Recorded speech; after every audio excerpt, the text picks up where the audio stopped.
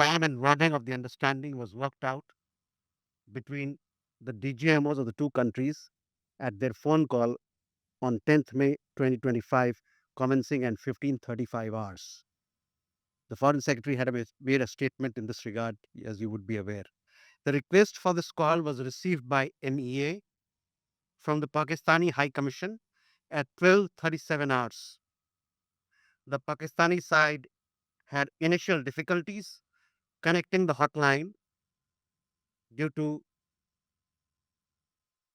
connecting to the Indian side due to technical difficulties. The timing was then decided based on the availability of the Indian DGMO at 15:35 hours. You will of course appreciate that early on 10th morning, we had mounted an extremely effective attack on key Pakistani Air Force bases. That was the reason they were never willing to stop firing and military action. Let me be clear, it was the force of Indian arms that compelled Pakistan to stop its firing.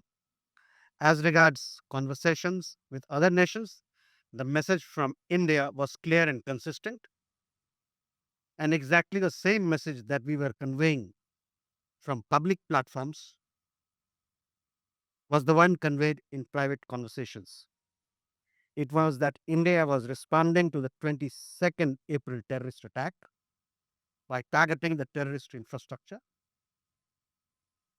However, if the Pakistani armed forces fire, Indian armed forces will fire back. If Pakistan stops, India will also stop. This was also the message that was conveyed to the Pakistani side at the time of the commencement of Operation Sindoor, which was not heeded to by the Pakistani side at that time.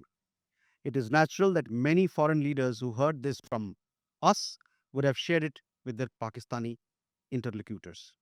See, the military action from our side was entirely in the conventional domain. This was also made very clear in the defense briefing yesterday. There were some questions also which were asked. There were some reports, however, that Pakistan National Command Authority will meet on 10th May, which we saw, but this was later denied by them. Pakistan FM has himself denied the nuclear angle on record. As you know, India has a firm stance that it will not give in to nuclear blackmail or allow cross-border terrorism to be conducted invoking it.